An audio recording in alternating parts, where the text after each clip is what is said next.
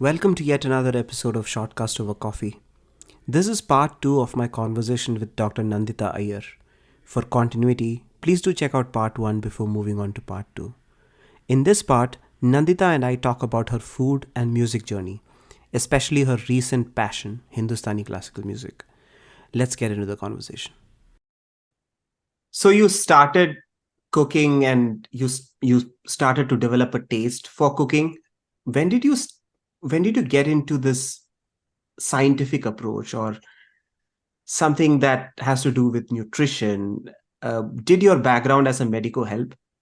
Okay, so even today, after like 2 decades of cooking, I wouldn't say that I'm scientific in my cooking because I don't really think that, I don't go beyond, like, it's not the chemistry of cooking because I'm very intuitive when it comes to what I'm putting together, and I'm more driven by flavors than the science of it. But the science is always there. It's like, I don't even measure water when I keep rice, not even with my fingers. I just eyeball the water. And I think that's some kind of intuition that your hands have just developed over the years, that that you pour, then you stop, and then that's just enough. It's like how you season the salt and all. Nobody measures salt in milligrams and, or teaspoons, especially in Indian cooking. We just add the salt, then we taste in the end, and then sometimes different dishes absorb different levels of salt, so sometimes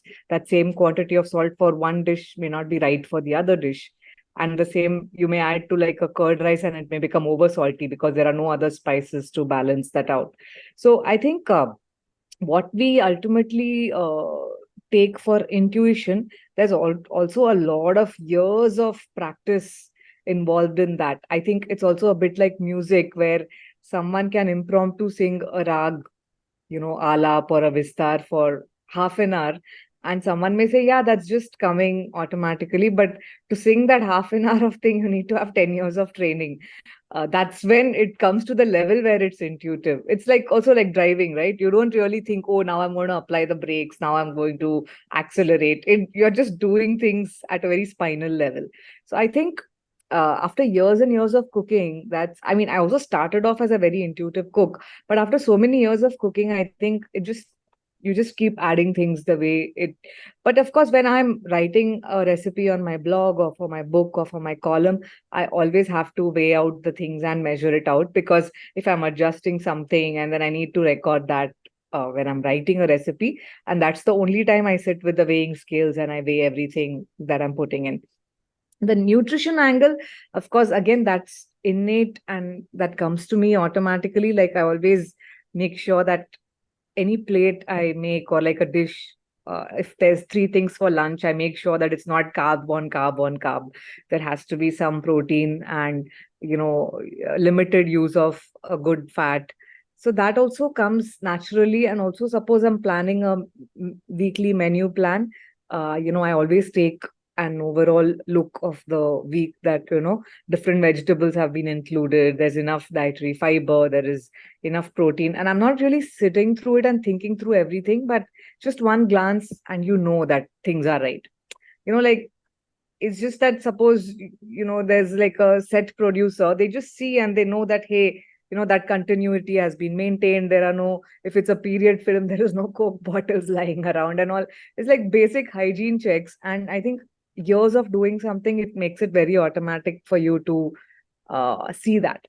The only time I, research more into like the very basics of the science of things is like when I'm making an Instagram reel, or I want to explain something down, like the explain it like I'm five kind of basic thing. And that's when I try to break it down, that, what oil to use, or at what temperature should you be heating this oil. Those kind of little things which you already know, but sometimes you don't really know the very correct reasoning for it, and that's always good to keep reading and updating, because there's no end to learning that. So that's happening parallelly. But when I'm cooking, I'm just very intuitive, and but the science is always there. It's there in the background, and it's been learned over the years, so it's just there. But many times you don't really think about why you're doing things a certain way. Yeah. So when you come up with a recipe that you plan to put in your book, do you test it a lot of times? And how do you think that this is perfection? How do you, Yeah. See, there is no such thing as perfection. Everything can be very improved upon. subjective, right? And it also depends on the time you can afford to, spend on perfecting something. So when you have a book with 80, 100 recipes, there's only so much you can keep trying. uh, so see, especially if it's a health or nutrition centric book, like my first book, Everyday Healthy Vegetarian, or my second book, Everyday Superfoods, they were very, very focused on healthy cooking and healthy ingredients. So, say in my first book, my recipes were divided as, you know, high protein recipes, whole grains and good carbs kind of recipes, healthy fat recipes. So, in that, the first step was to shortlist the ingredients that I'm going to use. So, if I'm looking at diabetic friendly recipes, then I have to list down all the low carb vegetables. I can't possibly put high carb recipes in Yeah, diabetic.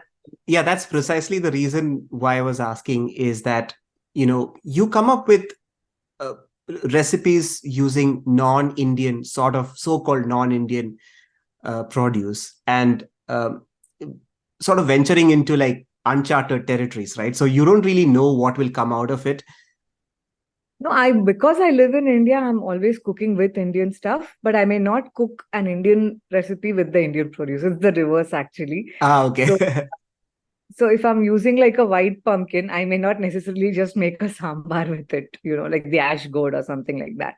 So I feel the first step is always shortlisting what ingredients you want to use. Similarly, for my latest book, The Great Indian Thali, which was focusing on vegetarian recipes, but with a seasonal angle from around the country, I had to first list down what are the different ingredients in season. In every season, like summer, spring, monsoon, and winter, what are the seasonal ingredients in the different parts of India? So that was my starting point. And only then I can come up and then I can research as to, okay, what was this ingredient used to make? And in that, I was not coming up with any recipes of my own because I was just showcasing the Indian seasonal recipes. So I think there's always a starting point and then you build on that when you're writing for a book. So even for my Mint Lounge column, which has been now on for 5 years, I think this August, uh, the important thing is to find out what's in season right now, because there's no point if I'm writing in August, I'm writing about red carrots, which will be available in season only in December, January. So how will people even relate to it or try out the recipes? Even though online everything stays forever, but if it's coming out in a newspaper or a weekly publication, then it has to be relevant to the current times. So I think doing that research first is very important, and then of course making sure that what you're giving out, because my USP is of course healthy recipes. So I try to make sure that it is ticking all the right boxes in terms of being high in fiber, using just the right quantity of fat and not like overly floating in oil, and different ways to eat it. So also keeping the practical aspect of things and not just creating something fancy and people don't know how to use it in their daily diet. So I'm looking at the practical angle, I'm looking at the nutrition angle and the creative angle when I'm creating a recipe. And when you shop for produce, uh, do you? I mean, you were mentioning about the fact that your in your early childhood there were people coming into the society or to Yeah. the apartment. That kind of a culture is sort of dying down, and we are banking on things like Big Basket or Zomato or other delivery platforms. Yeah. Have we killed the local produce and going more into supermarkets, and then coming back to farmers markets? uh, what Yeah. are your thoughts on that? I think someone like me who's heavily into cooking and food, I think we use everything that's available. I use the instant most delivery also for my last thing that I'm missing something and I want to use that. I use something that takes a few days to deliver, which is something more niche products which take that much time to deliver. I use my next door. There are a bunch of vegetable vendors near our gate. So I use those vendors. And I also like going to farmers markets. So I think it's also depending on what you get to choose from each of these places. And no, I don't think. See, the app using the people who are shopping for veggies on their app are still not that many, that we have done away with the veggie vendors on the street, because I go there and I see they are also having good enough crowds. So it's how they cater to what. And in fact, the app based things are always cheaper than that local veggie vendor. But also, there are so many people who are not using smartphones and apps on their phone, and they prefer to just go there and buy a small quantity, right? So, like for the day, they end up buying what they need. So, I think there's nothing like that. There's a space for everybody, and there is no denying the insane convenience that this 15-minute delivery from all these different delivery platforms it offers you, especially if you're in that catchment area. I remember posting about this or commenting about this observation on Instagram, where people in the US, they have pantries as big as their kitchens, and they stock up like an apocalypse is coming, right? Like hundreds of dabbas of yogurt and so many like juice boxes and this and that and that and this. And I just made a joke saying like, wow, what are they stocking up for like this? So people said they don't have Swiggy Instamart. Deliveries are expensive. Supermarkets are not so close by, so they have to drive, especially if you're not like bang in the middle of a city center or something. You have to drive quite a bit to reach a supermarket, and you get a good discount when you buy it in bulk. So these are the reasons why people do this, right? Like Yeah, I Costco. mean, I think there are these membership stores, like sort of warehouse stores like Costco and Sam's Club, Yeah, which cater to, I would say, a family of four. So if you yeah. have a family of four, it's probably okay. But then they sell you these memberships, and when you go into the store, they don't have small packets. So you eventually buy, 10 big box. paste Yeah, and all that. yeah, big packets of cheese, and a lot of the times, I mean, I have been I have done that myself, where It's tempting, no doubt. yeah, Yeah. exactly, it's cheap, but then you waste a lot of stuff, and it's not the best thing to do. Ultimately, if you do the accounting, I think given how much you end up wasting, if you're not consuming all of that, then you are better off buying the smaller quantity for a slightly higher price, because at least all that money didn't go waste, for the higher quantity. Yeah, And also certain things like chips and all that, when you end up buying very large packets, the temptation is always there to finish the whole thing, because let's be honest, those things are designed in such a way to get you addicted and make you eat nonstop. So the way the salty and the fat combination is there, and those correct spices that they use. So I think it's not even safe to have that kind of temptation on hand. yeah, it was the same case with soft drinks. I think they were like, make it as easily available to the consumer as possible, so they had these vending machines and whatnot, and people started to consume way more soft drinks. Yeah, It is starting to reduce now, but yeah, back in at least 70s and the 80s, that was the case. very true. So how is how is the situation now? Do you still experiment with cooking now? How often do you cook at home? Yeah, since in the last 18 years, I've cooked at least 3 meals a day. And I think there's a time when uh, a lot of cooking just becomes a very routine chore, and there is no creativity, or there is no, you know, art in that. It just becomes like you're doing this routine every day, right? So then I think I just realized that I'm better off to keep my creative juices flowing in the cooking aspect when it comes to my column or my future books, etc. If I have someone to do my routine cooking. So, after a lot of thinking over the years, I finally employed a cook after 18 years, and I'm very relieved to be relieved. I'm very relieved to be relieved from the daily cooking chores, that, this kind of the routine sambar rice which has to be ready by 12 o'clock and on the table, etc. Um, Also, when you have like a bigger family and you're catering to different kinds of needs, it's not always possible to keep trying out your new stuff on everyone. And it's not fair, because just the older people are used to a certain, they just want their regular stuff. And while that's not difficult to make, but it is a kind of a, it just needs to be done by a certain time and put on the table. So I feel it just gives you a lot more freedom to try out other stuff, because it becomes quite something to do that regular cooking and then also try out your newer recipes and all that. Then it becomes too much of cooking. So I think it really helps. And I don't know if this is a permanent situation, but at this point, I'm really enjoying not being required to do the very, very basic stuff.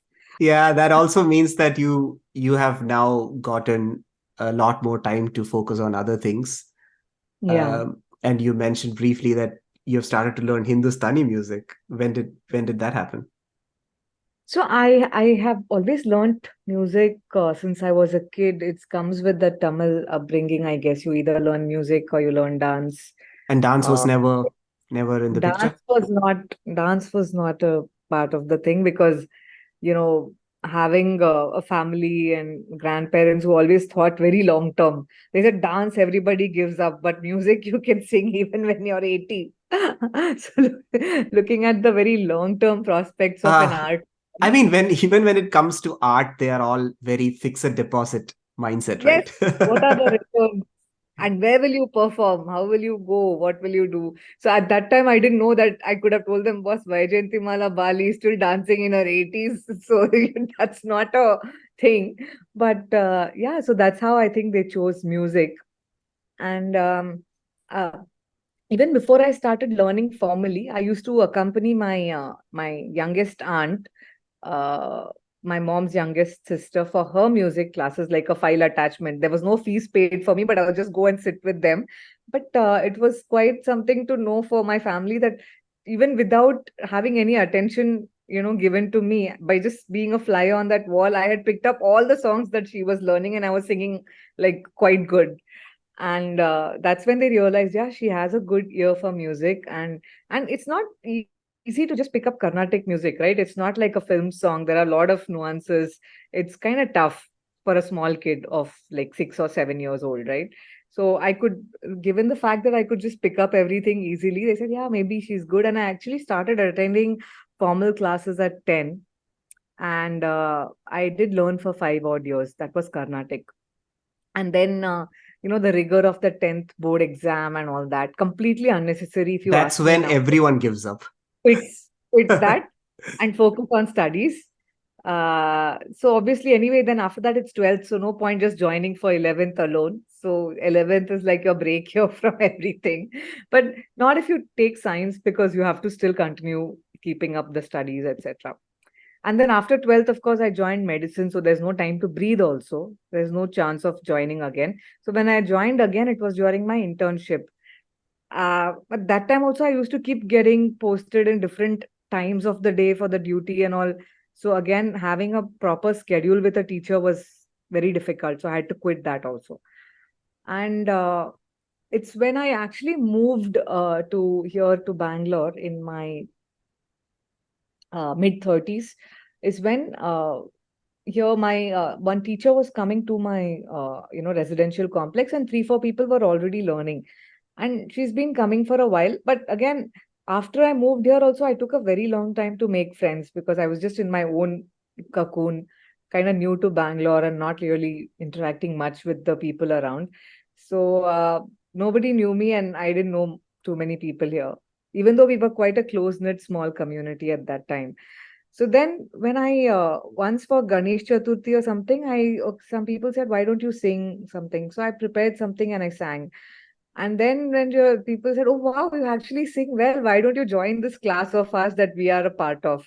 And that's when very like, okay, I just said, "Let me see what's going on." And because I had picked up Hindustani for a year during my internship, etc., I always knew if I want to get back to learning music, I want to learn Hindustani and not Carnatic. Just a personal preference.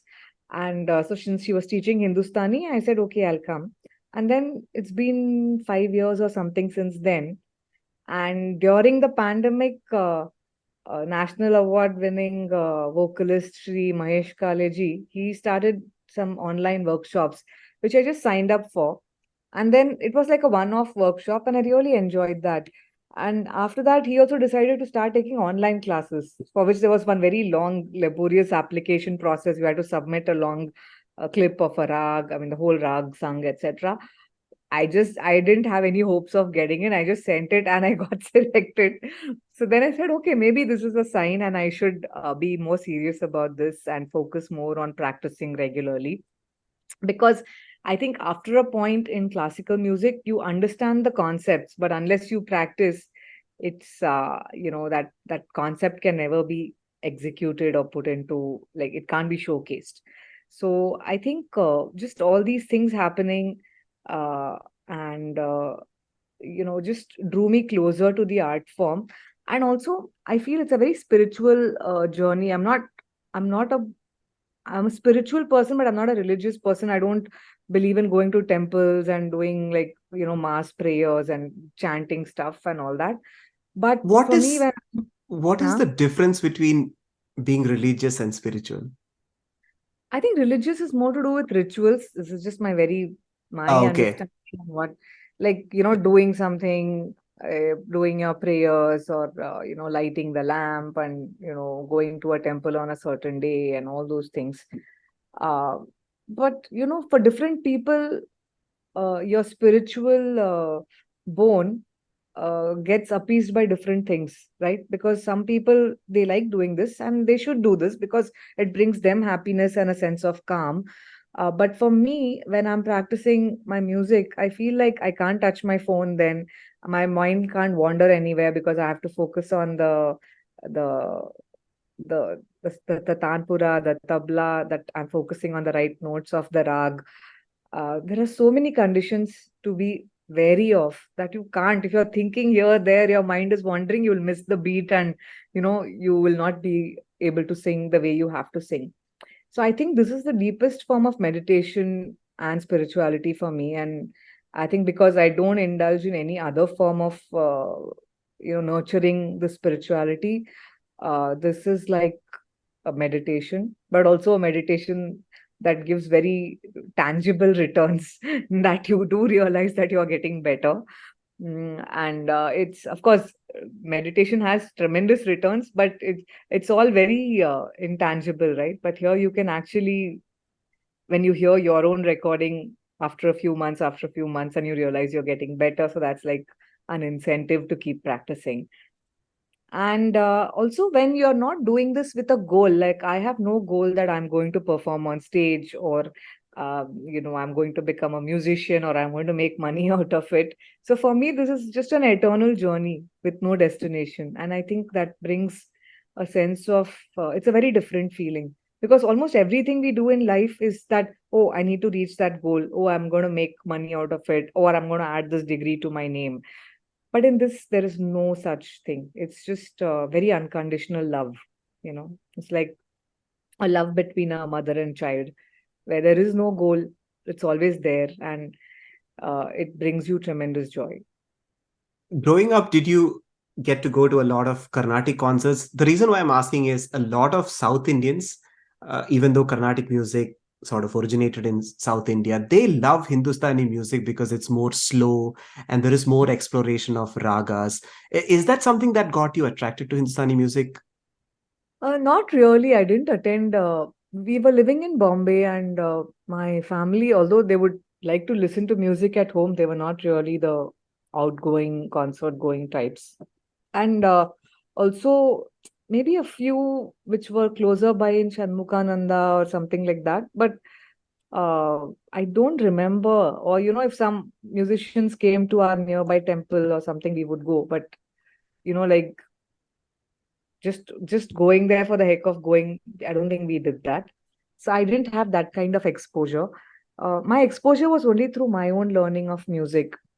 And I also feel like, as a child, if you're forced to learn a certain thing, as an adult, you always want to choose the opposite, because you were deprived of choosing that as a kid. So I feel my being in love with Hindustani is also because I was pushed to learn Carnatic as a kid. And I don't know, it just appeals to my ear better. It feels, I just like it better. I don't think I can pinpoint a reason for that. But I do love some Carnatic musician concerts.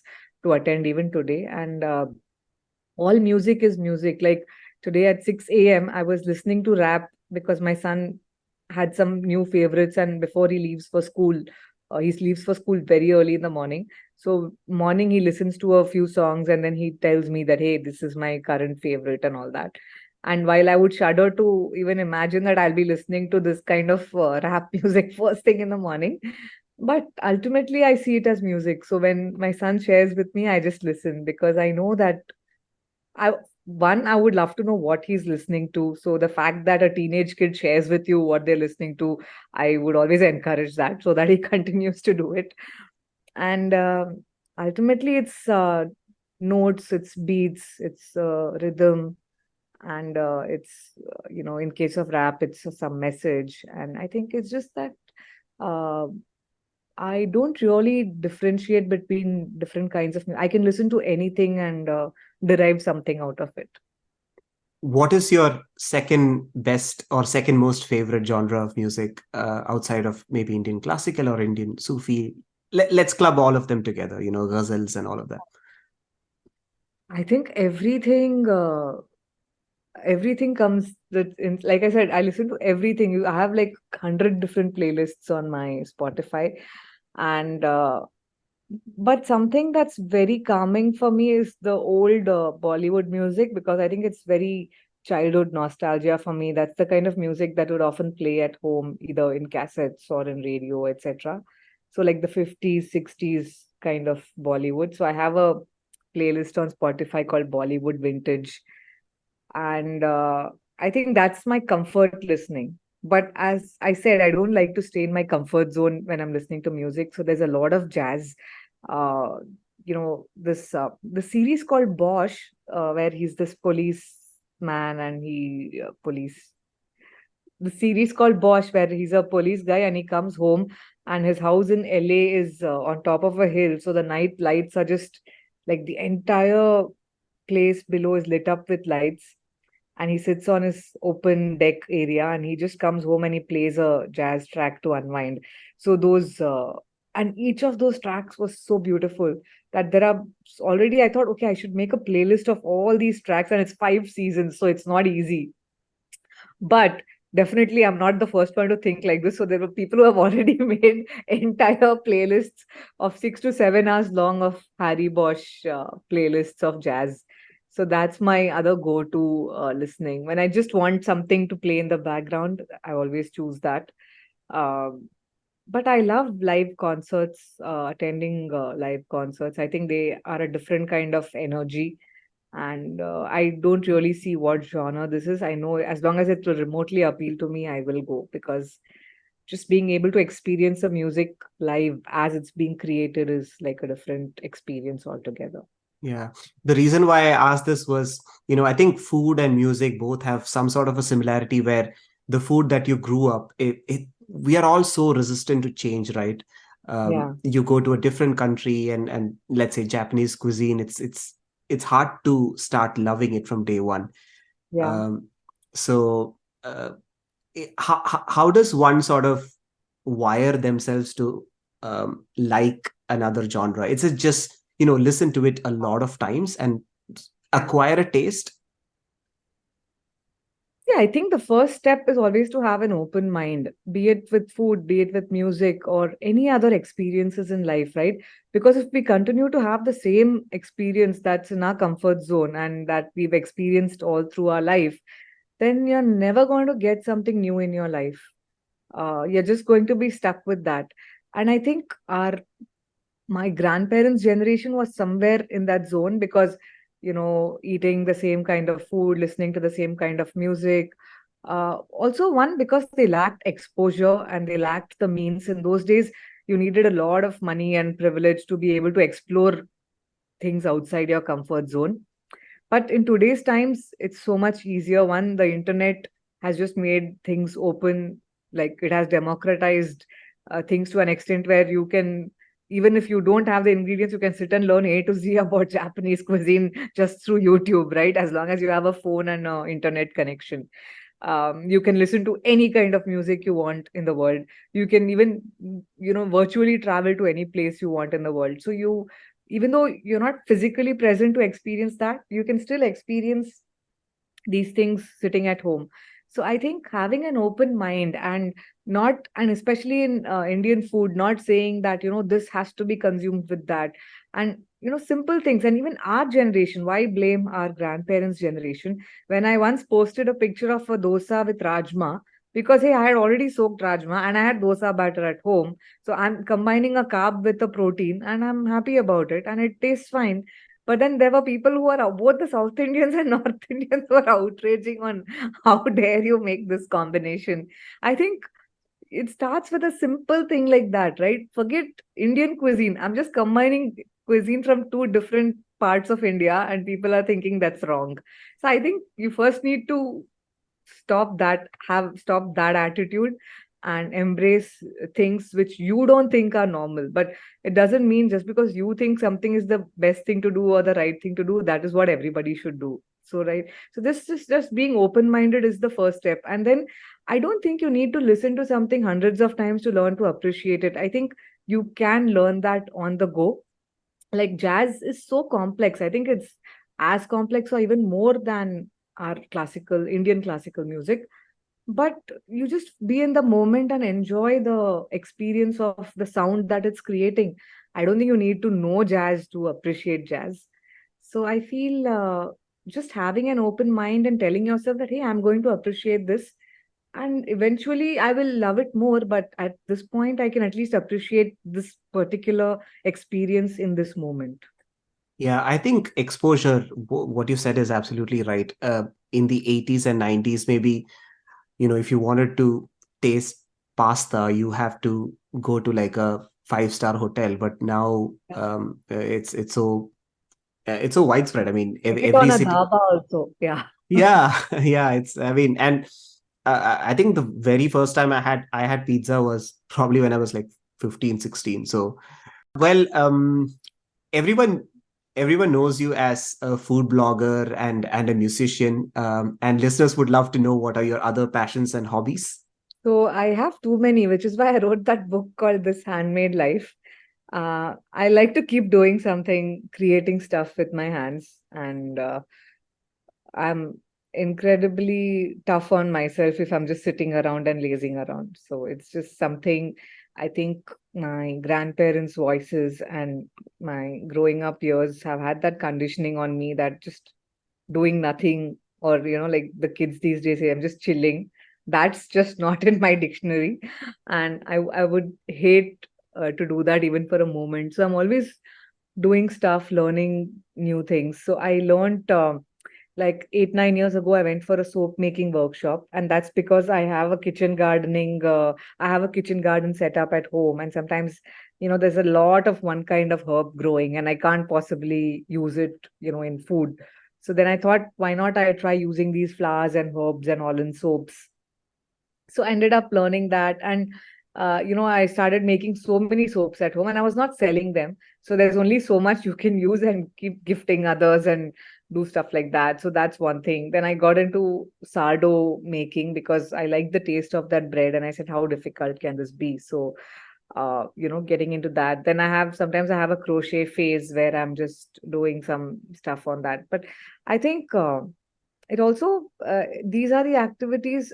Also, in a time like COVID, I felt like these are what kept me sane, because I tend to get hyper anxious, sometimes about, catching, like I did get hyper anxious about catching COVID, or some my loved ones catching COVID, etc. But I think doing things with my hands and keeping, being in tune with my hobbies and creative activities really helped calm me down, and gave me a sense of being in control, and that hey, things are not so bad, and you can focus on this moment and do things with your hands and create stuff, which gives a great sense of fulfillment and calming. So I've always had a lot of these hobbies of creating stuff.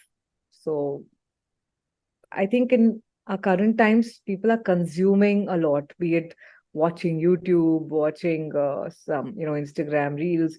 We're always watching stuff. We're listening to podcasts. but what are you doing? I think that's a question that we all need to ask. What are you creating? Because consuming is very passive. You don't have to do anything to consume something, but creating is active, and creating something is, a life.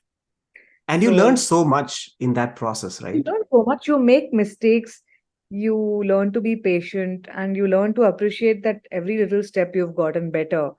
And I think people who create are my favorite kinds of people. That could be just any kind of creation, but I value that so much. And I think I always nag my son about it, that you have to create. You can't just keep consuming stuff that other people have created. It's good that always people say, "Arey, that someone has to be the audience, na." Be the audience, but don't always be the audience. Yeah, I think uh, one of the famous YouTubers and podcasters in India, Raj Shamani, has this post on his Instagram where it says, eventually everyone will be a creator, uh, either by choice or by force. So, yeah, Yeah, this creator term, content creator term has kind of, you know, exploded, has it? exploded, and it's kind of become like done to death. But I don't really mean, when creating means do something and put it on the internet. You can just be a creator for yourself, and to make your days and your time more fulfilling, and you yourself feeling much better.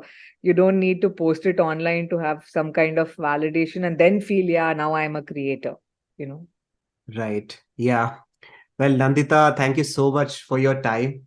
It was great talking to you. I hope you keep on creating, learning new things, and sharing it with the world. We all love what you do on Instagram with related to food and music and everything. So, thank you so much, Nandita, for your time. Thanks, Bala. I had a great time chatting with you. That was the end of my conversation with Dr. Nandita Iyer. Hope you guys enjoyed it. I will be back with another guest next time. Till then, peace.